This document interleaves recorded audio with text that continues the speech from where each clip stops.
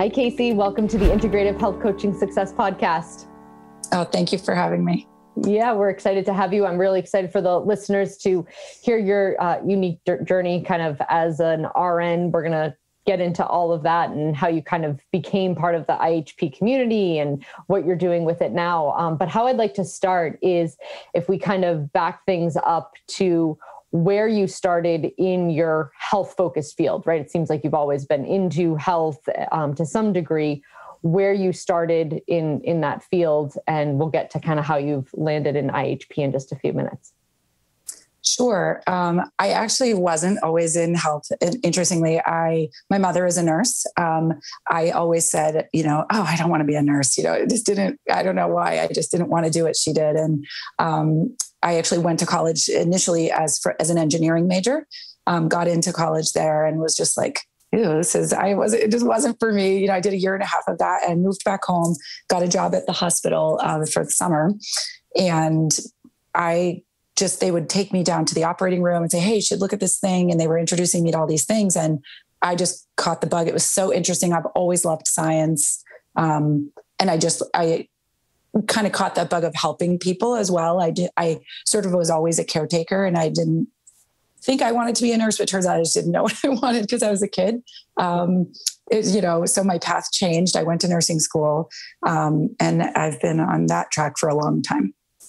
Okay. So currently still practicing as a nurse. Yes. I've been 18 years, maybe almost 19, as a nurse at a busy hospital in Boston. I did burn nursing and plastic surgery for a long time. And now I currently work in a recovery room. Wow. Okay. So talk to our guests a little bit about what made you become interested in IHP, maybe the more natural realm, how you've started to kind of incorporate it into your current practice. Yeah, I started when I was younger. I was always sort of into the environmental stuff. I can remember writing in middle school on like recycled paper, and the teachers would be like annoyed because it wasn't, it was hard to erase on that type of stuff. So, forcing my parents to recycle and those types of things. So I sort of have always been worried about things sort of globally. And then fast forward many years, I got pregnant. I have a 10 and a 12-year-old now. And when I became pregnant, I realized, oh, geez, this isn't only about me. And I had been really sick for a long time at that point. And I realized that I needed to learn more. I needed to take care of myself better. And that maybe some of the things that I had learned were not correct. So I started just delving more into it. And the more I learned, the more I realized a lot of the things I was using, product wise and stuff like that in my home were pretty toxic. And I just didn't know, So that was like the catalyst.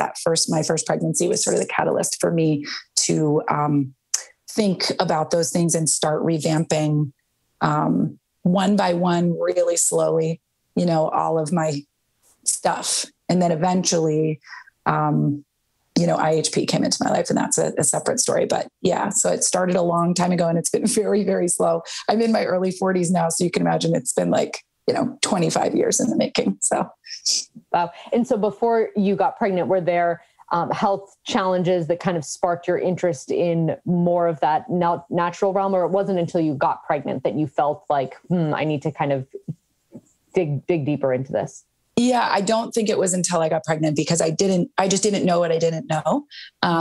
Prior to that, I did have a lot of health challenges. I had a lot of gut troubles over years since I was a teenager, put on many, many rounds of antibiotics for things that may or may not have been accurate. We had a sort of a doctor that would just prescribe antibiotics for everything.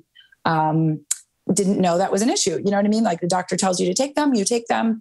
My mother was in the medical side. She's very much in the, when the doctor tells you to take medicine, you kind of do that. And so we did. And fast forward to, I was 19 working in the hospital at that time. That was when I had moved back home, and I had like a really bad vagal reaction in a bathroom where I thought I was going to pass out. I thought I was going to die. It then created a panic attack. I didn't know what was happening. Had to leave work, call my mom, oh my gosh, you have to come to my apartment. I don't know what's happening. And that was a turning point for me. That was the time where I said, something is wrong. I need a doctor to help me. And, I started going to doctors, and they just put, medication after medication on it. they never found anything in all these tests. And then, so by the time I got pregnant, 10, 11 years later, I had already been dealing with that on a daily basis. Lots of abdominal pain, anxiety, depression, some other issues where, some skin issues. And I didn't know that there was something else besides the medical field to help me. And so once I started delving into that, and when, like I said, I saw a GI doctor, a gastrointestinal specialist, who finally just threw up his hands and said, go to these people. I don't know what they do. And it was like a holistic health center where they taught you meditation. They taught you, they did these functional medicine testing. It was my first, test in that realm. And that was when I was like, oh, this is a thing. I should probably know more about this. And I was already a nurse at that point. So it was my late 20s probably. But even then, now I'm 12 years later, I'm sort of, 15 years later, I'm still coming back to that. It was a rocky road over all of these years. It was not linear for me anyway. And so over time, just very, very slowly, I would be like, oh, this face wash has this thing in it. It's terrible. I should probably find a different one. And then I would. And then it's like one thing led into another. And eventually I sort of cleaned up my life. But I think the big, catalyst was illness. And then the second thing was pregnancy, because I realized, I'm making another life here. I probably should be eating properly, know. Yep. So as an RN, how did you stumble upon IHP? Were you kind of just, digging deep into podcasts and Instagram and just gathering your own information and came upon it? How did you stumble upon it? It's funny. I don't really recall how I came across Dr. Cabral specifically, but yes, I'm a huge podcast listener. I've read a lot of books. I'm just sort of always information looking, reading blogs and, searching around for different things. Somehow I came across him years ago and, delved into it for a period of time, kind of fell off of it. Several years ago, got back into, with a neighbor into the faster way to fat loss, trying to sort of gather myself again for health. And interestingly, then when Dr. Cabral started IHP, it was right around the same time that he then got interviewed, I think, on Amanda Tress's Faster Way podcast. And so I was like, oh my gosh, the universe is just banging my door down with this guy. What is this? What is this about? And I went back and it was sort of divine timing. I don't think I would have been ready for all of the information 15 years ago, when I sort of started. And over time, when it came back into my life, I was really ready to hear it. I was really ready to delve into, 1,500 episodes or whatever it is now. And I've listened to a lot of them. And when the first round of IHP came around, I wasn't quite, I wanted to be a health coach for probably 10 years, but I just felt like, I'm still on my journey. Who wants to learn from me? I'm still overweight. I'm still struggling with anxiety. I'm still, you name it, you know what I mean? And,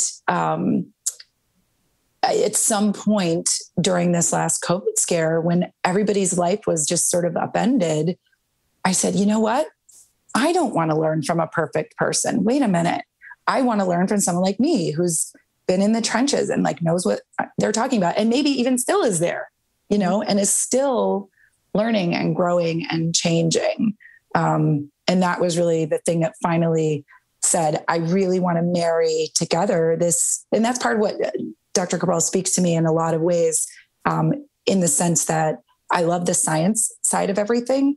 And I love the metaphysical side. And that's what finally was the thing for me. I'd looked into other health coaching programs and none of them felt right. And I think what felt right here was that it's like, you're looking at your mind, you're looking at your body, you're looking at your spirit, you're looking at ancient techniques, you're looking at really current techniques.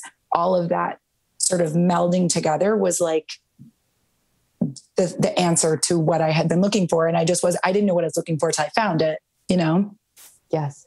Yeah. And you bring up a few good points that I'd like to touch upon. One, where you said, you weren't ready 10 years ago to hear this stuff, and all things always come to us at the right time, right? When there is, whether it's God, whether it's the universe, whoever you kind of believe is your higher power and has your best interest at heart, there's this this time where things come when it's the right time. And, maybe you had to be a little bit more confident, or it had to be a time where things were in a little bit more of upheaval and you were able to hear it and connect to it better because it was, maybe a little bit of a reprieve from what you were dealing with at the hospital.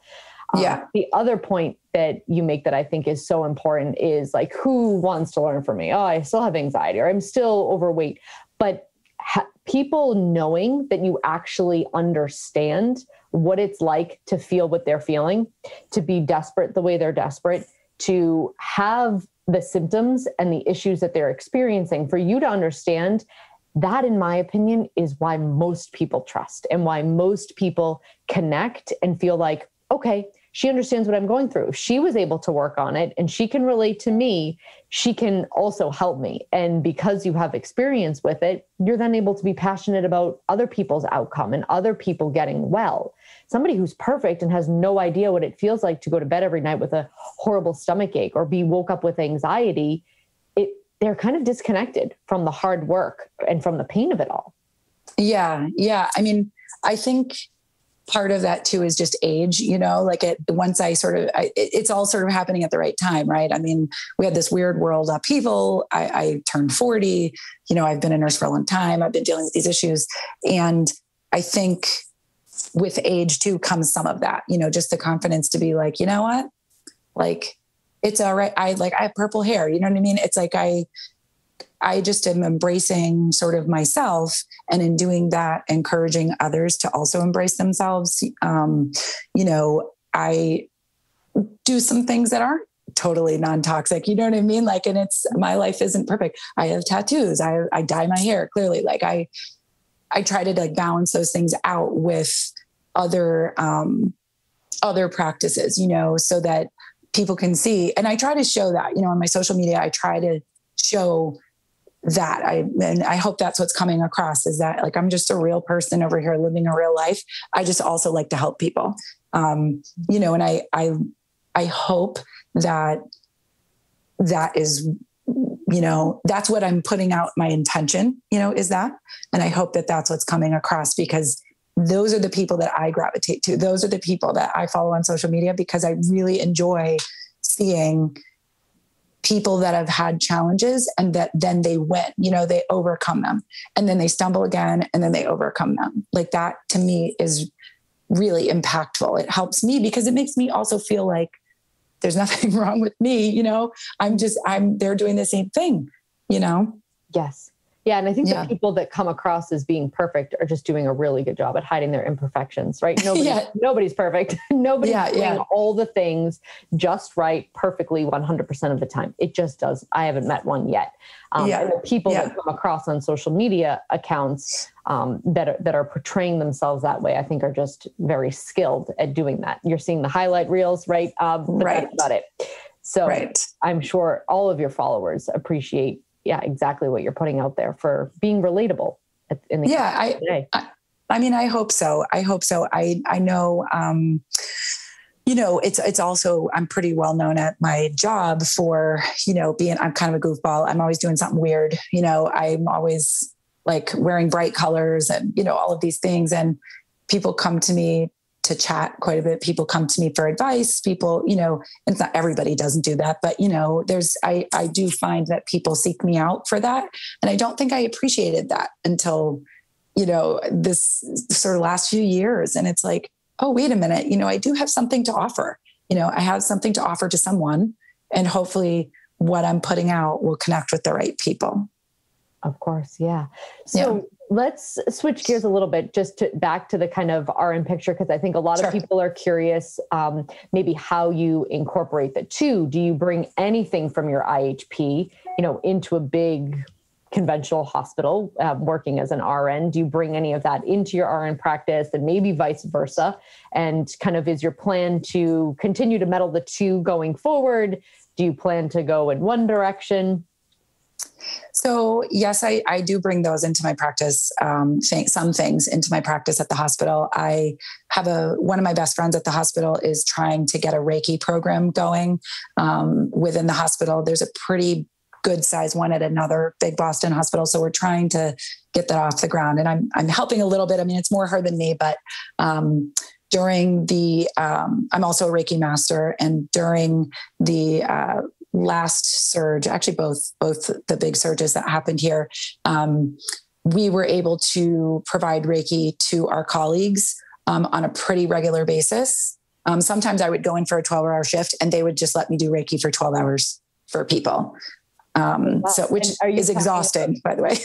Are you talking about COVID patients? Sometimes patients, sometimes a lot of that would be colleagues. So the people caring for these patients. We do it sometimes for patients. I was able to do it a couple of weeks ago for somebody regularly who had been asking for it, who was dying. I mean, he was waiting to go. He was settling his affairs. He was speaking with his family. I was able to sit with him and his family and offer this energy healing, to him while he was saying his goodbyes. I mean, it's pretty amazing that we're allowed to do that in that setting. And, during COVID, like at the height of it, when no family was allowed in to the hospital for a period of time, people were dying, and they were dying alone with just us. You know what I mean? It's like you're passing away with just me. And during those times, I was able to provide Reiki, provide, support, do meditations for people and with people, depending on, if they were awake or not. And to me, that's just a gift. I mean, it's just a gift that I was able to provide that in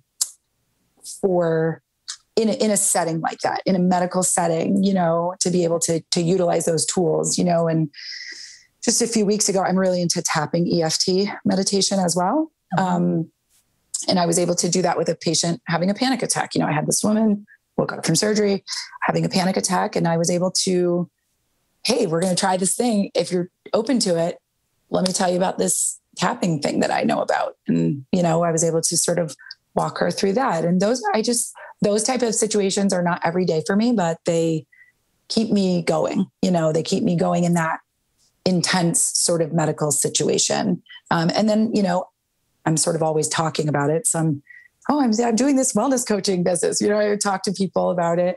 I recommend supplements here or there. Like, hey, like you're having XYZ, like you might talk to your doctor about, magnesium. Like a lot of people are deficient, and just having these like more casual conversations about things that I know that I just know the vast majority of people out there are just not knowledgeable on that topic, but they want to know, they want to be well, Sure. Yes, that's amazing, because I think I'll speak for myself. I'm not sure about other listeners, but I would kind of, if somebody asked me, do you think a big popular hospital in Boston would allow a nurse to do Reiki? I'd say, gosh, no, I can't imagine that they would, or even, tapping. So it's kind of refreshing to hear that they were open and allowing you to do that, because I think sometimes it can be, like you said, maybe it's not for every patient, but when you have the sense that it would help somebody, allowing you to do something that is probably pretty taxing energetically on you, but is probably so beneficial for the patient. It's amazing. I think that you're able to do some of that. I personally wouldn't have guessed that would be allowed in a conventional hospital like that. So that's really refreshing to hear. Yeah. I mean, the place where I work is definitely still doctor driven. It's a very sort of patriarchal situation there, but things are changing, the world is changing, things are changing. It's just very slow. We happen to have leadership in my particular area that is very supportive. And so where they can, like even now in our area, on Thursdays, they're trying to set aside a couple of hours where we can provide Reiki for our colleagues, because people work really hard and they're very stressed, and everyone has their home stressors that you then sort of bring in to work, whether you want to or you don't. Especially with cell phones these days, your entire life follows you to your job. It doesn't matter what your job is, right? I mean, your kids are calling you, people are texting you all day long, like you're looking at your emails. I mean, who was doing that 10 years ago? You just weren't. I mean, the cell phone capabilities were just different. So I think having a supportive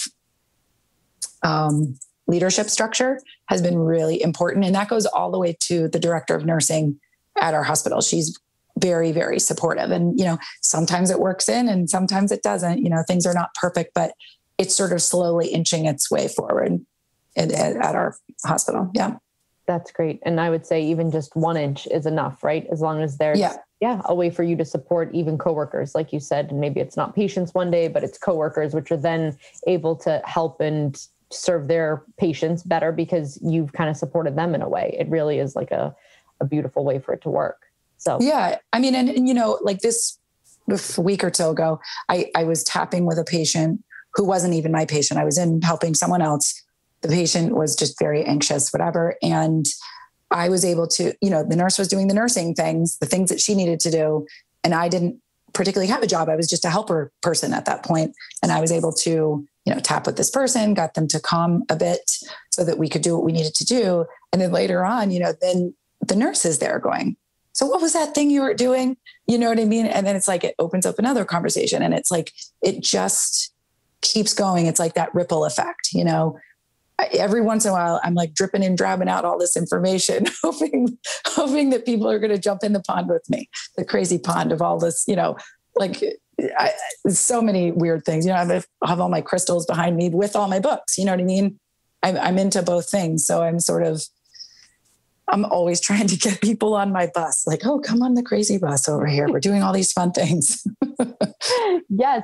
But having all of the things that kind of work for you, I mean, it's your little arsenal of, like you said, there's science that's important in this scenario, and maybe it's crystals here and tapping and Reiki, but having just support, whether it's for you, your family, your coworkers, your patients. I mean, you're just somebody that's clearly, like you said, from the beginning, you've always wanted to help people, and kind of having an arsenal to do that is great. Yeah. Yeah. Yeah. Well, it's a good kind of crazy. Yeah. I fully embrace the crazy.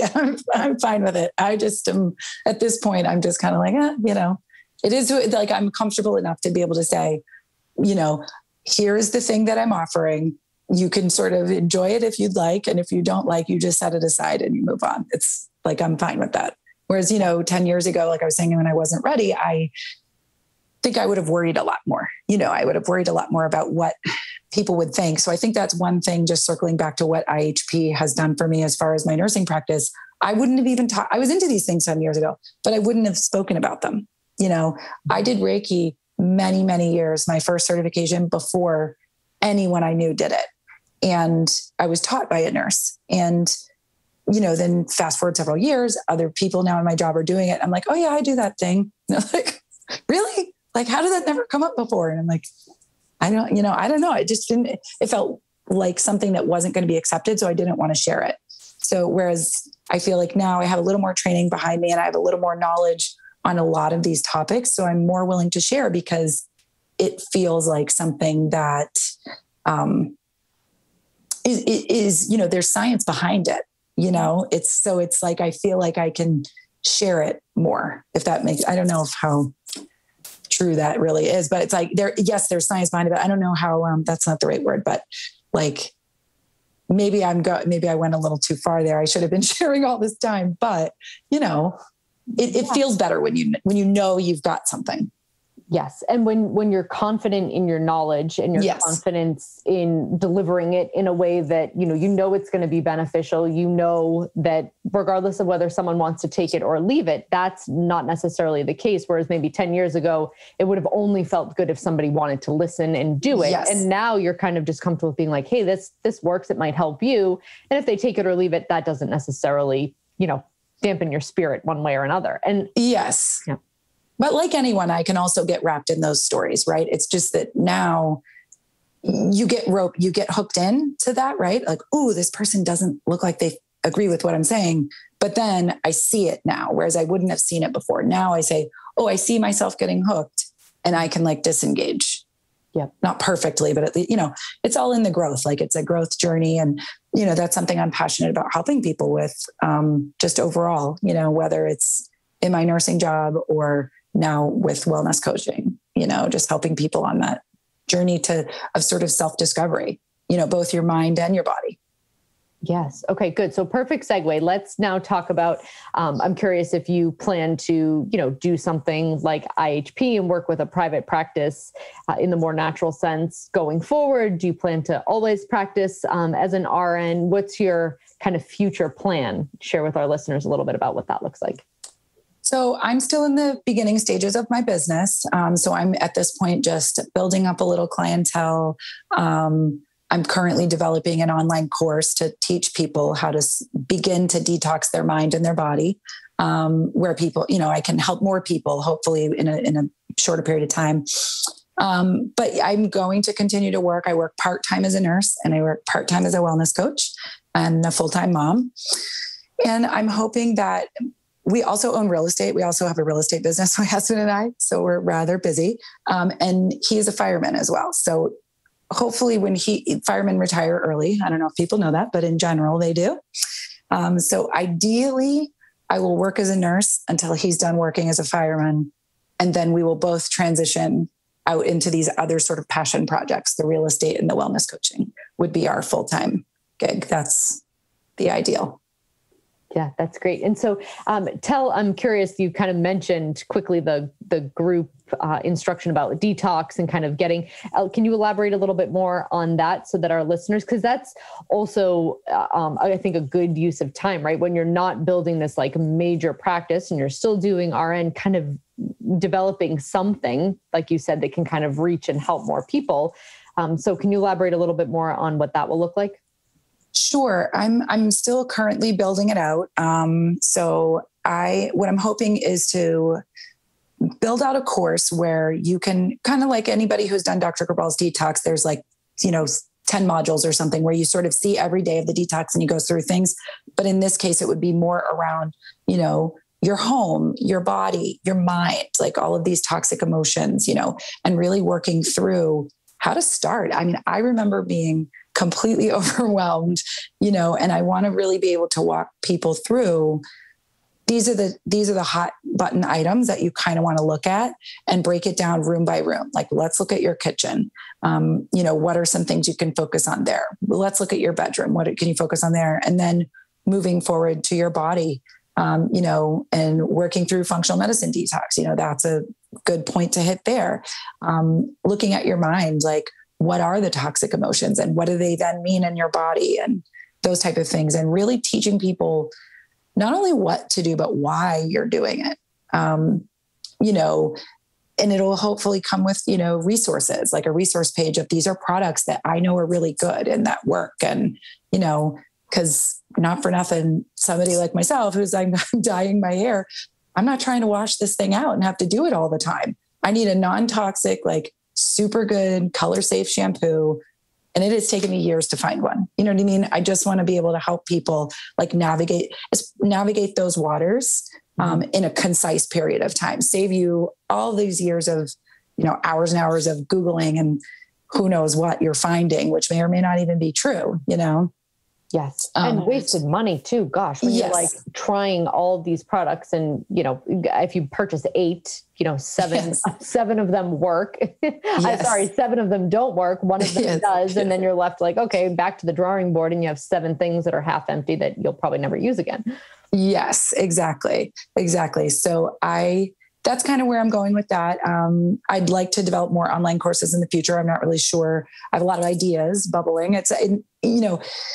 It's really interesting that IHP was like a catalyst for me to sort of start this passion project, right? And in doing so, setting up a business, right, was part of it. And I only have so much money to put up front to kind of like do things. So I set up my own website. I'm setting up my own, email list and trying to make those types of things. I'm making all of my own graphics. I'm doing all of my own social media. I'm doing all these things.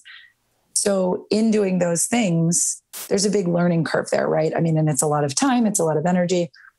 And I found this old passion that I kind of forgot about. I wanted to be an entrepreneur since I was a young girl, and I just never knew anyone that did that. So I just never thought it was possible. So I'm really actually thankful that I decided to pick up IHP, because not only is it helping me in my health and my mindset, like I've, it's still growing, you know, in my mindset, but it's brought back up this like old passion for entrepreneurship. And it's like, I could spend, I'm finding myself like having to say, oh my God, like you have kids and a husband, you have to go feed people, you know, like, oh shoot, you have to stop looking at your business and like doing your things, you know, because I'm just so into it. It's so fun for me. So that was like a little sidetrack, but that, you know, it's just really fulfilling to not only help people, but to find this little fire that I forgot was there, you know, since I was a teenager, for sure. And really be able to execute that. So. Yes, what a great point you bring up, because like you said, not only is it about health and learning all the things that you like to be learning about, but you're maybe fulfilling this kind of deep desire and probably talent that you've had for a long time that, you know, you kind of, because we listen to what social, you know, construct thinks that we should do, or what will be best, or what maybe will give us the most money for the least amount of time, or you know, we choose to go into careers and choose things for whatever reasons, and having some sort of, you know, lingering desire that was never kind of brought up that's beautiful that you've also discovered that. Yeah, it's been really great. I feel like, sorry, my cat is joining the call. No problem. I'm like, God, she wants out of here. Sorry. No, it's just been so fulfilling. And even though I only have a few clients, you know what I mean? It's not like I have a big bustling business at this point. I just love doing it so much. And I'm worked on my own family, and I have a few different people I'm working with and stuff, but it's the other stuff too. You know, it's who knew I knew how to make a website? Like, I don't know. I just started like finding all the free classes out there and like taking those. And then it's, you know, I needed a client like onboarding software where I could sort of keep everyone's information. And it's like, okay, I don't know how to do that. So I did all of their classes, you know, and it's like, all right, now I know how to do that. How do I integrate that into my website? And I'm like, oh, it turns out I was like, geez, I'm kind of good at this. I could do it. You know, I don't want to do it for a business or anything, but I'm like, I feel really good that I was able to like manage that stuff. So, and then all of that then plays back into your mindset, right? I mean, if you don't feel confident in what you're doing, it's really difficult to help other people. Mm-hmm. So I feel like, you know, I've gained a lot of confidence in doing a lot of it myself. You know, and I probably won't do that forever, but you know, right now things are not perfect on my website, for instance, but I mean, I can't believe I have managed what I've managed. You know, it's pretty good considering. Yes. Yeah. And again, a great point to drive home to other people who are wondering, you know, should I start? How do I start? You know, one common theme, I think, from a lot of the people that I've interviewed so far is just start. It's not going to be perfect the first go around, but starting, and people have said just start because like, then you're at least putting it out there. But I think what we can take away from your feedback is the starting oftentimes leads to, holy, I never knew I could do this. And if I can do this, I could only imagine what else I could do if I kind of take the next step. And so even though we're grown adults, right, like we teach kids, we like to teach kids that confidence like builds their next step, but that never stops, no matter, you know, especially when you're doing something new. And so building your website, you're like, wow, look at that. I can build a website. Then gives you, you know, confidence to go into your next part of whatever building your business may be. And that is, there's nothing better than kind of feeling proud. It sounds silly to be a grown adult and be like, wow, I'm proud of myself. But I think we lose a little touch of that, especially in this world where we're kind of just like constantly go, and just like get to the next thing.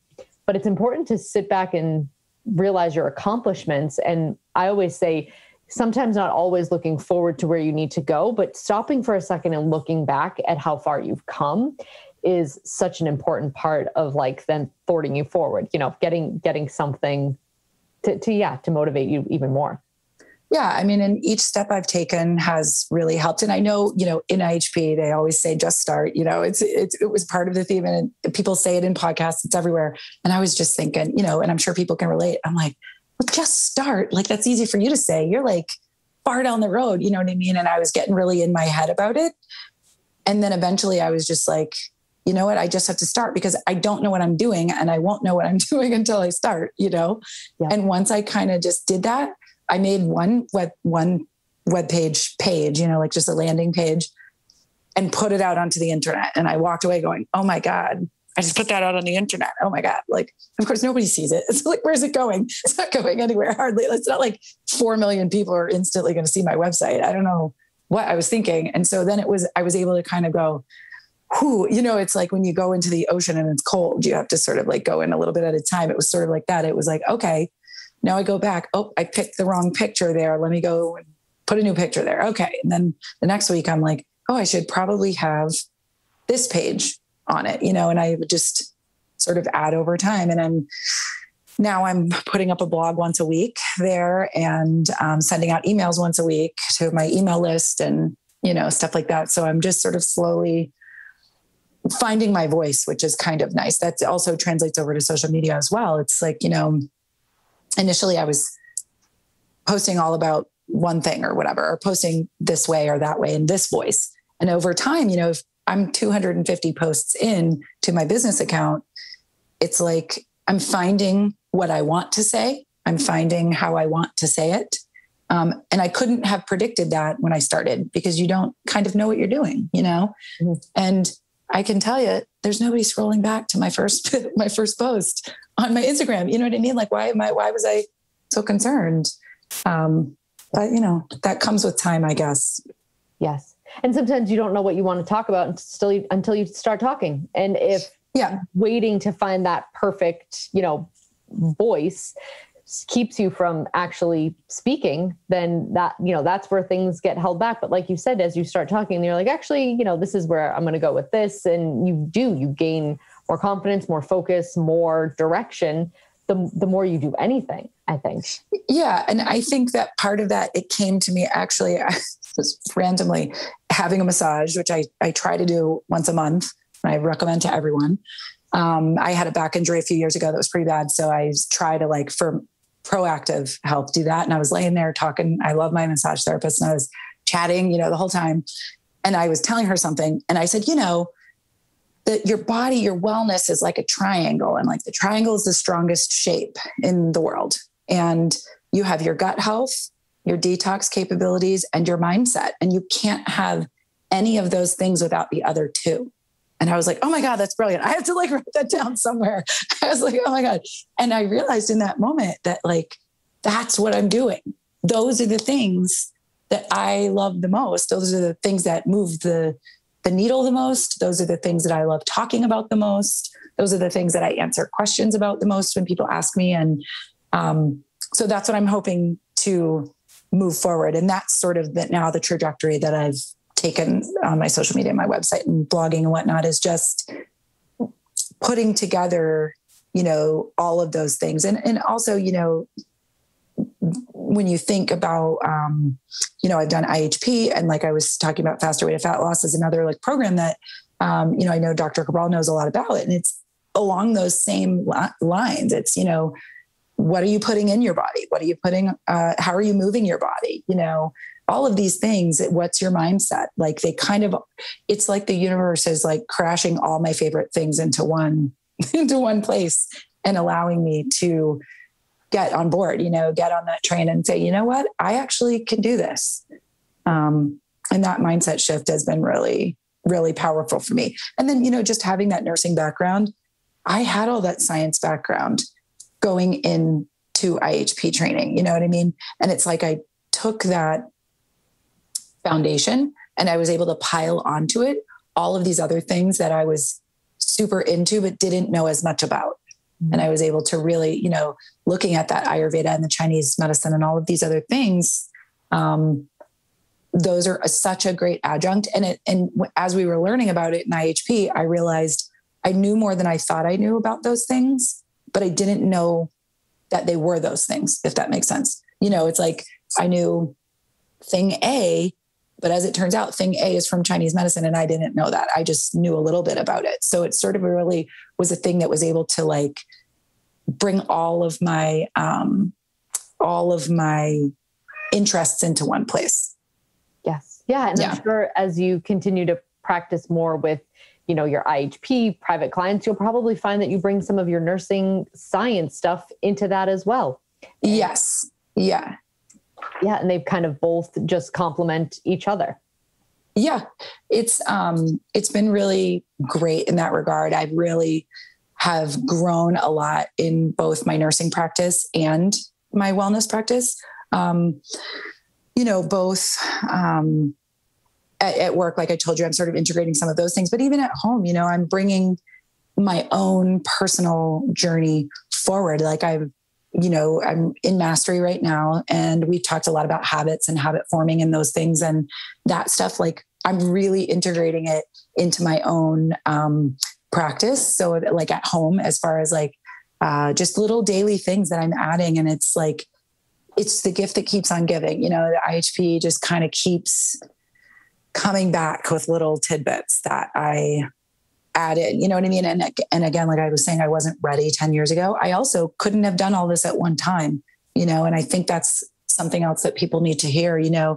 Your journey is called a journey for a reason. It's not like a one-stop shop, because if it was, it wouldn't stick. You would fall off the wagon. And I've been guilty of that as well, you get tripped up, and over time, if you just keep trying and you just keep plugging along, you'll get there. You know what I mean? You're moving forward, and your journey will be fulfilling if you're just moving it forward. Yes. Yep. And not having, I think we all are kind of bombarded with this thought of like this destiny, or like this one place that everybody has to get to.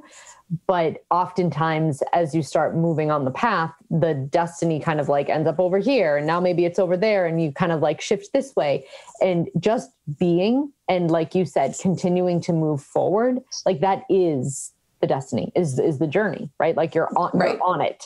And for most people, I think it's hard to kind of just take that leap of faith every day and just get up and do the next step towards that. But it sounds like you're doing that so well.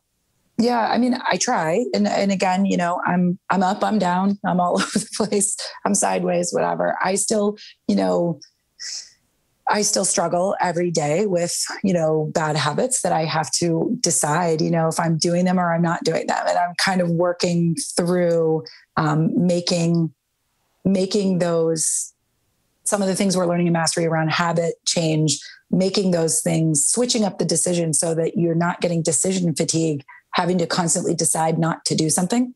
You know what I mean? Like you get kind of wrapped up in that, like, oh, I'm not doing whatever. I can't think of a good example, but I'm not going to do that thing today. And then all day long, you're like, oh, am I going to do that? Oh no, I'm not. And then again, in 20 minutes, you're like, oh, am I going to do that? Oh no, I'm not. It gets exhausting. Yeah. So I'm currently working on, just working on my mindset and creating a mindset around switching that up so that you don't end up with that like weird decision fatigue, around whatever the kryptonite is for you. Like everyone has a different one, and so hopefully I get there. I don't know. Yes. Well, again, just being on the trajectory of getting there is, I think, part of what's so important. So Kaci, where can our listeners find you on social media, your website? Where can they find out more? I'm on Instagram at Kaci and Co Wellness. It's a KACIANDCO Wellness. That's also my website. So kaciandcowellness.com. I mostly post to Instagram, but I utilize a lot of that content in other places. I have a Pinterest page at Kaci and Co Wellness. And I also have a TikTok. I'm trying to get with the young folk. And that's just Kaci and Co. I utilize the TikTok is a lot of the same content from Instagram, some extra things depending on what I have to say. And on my Pinterest page, if people go there, I have a lot of my own content there, but I also have things for like people doing the CBO protocol. Like I'm just collecting there's a board for recipes there, because people often are like, how do I eat? Or what do I eat when I'm detoxing? That type of stuff. So I'm trying to like curate some recipes. I am not a recipe developer. So I utilize other people's recipes for that. And then talk about tweaking them because there's often, just ways to adjust things. So those are the main places to find me. That's great. Thank you. Thanks so much for being on the Integrative Health Coach Success podcast. I think our listeners gained a whole lot of information from hearing your story. And I'll look forward to being in touch soon. All right. Thanks so much. Thanks, Kaci. All right. Bye.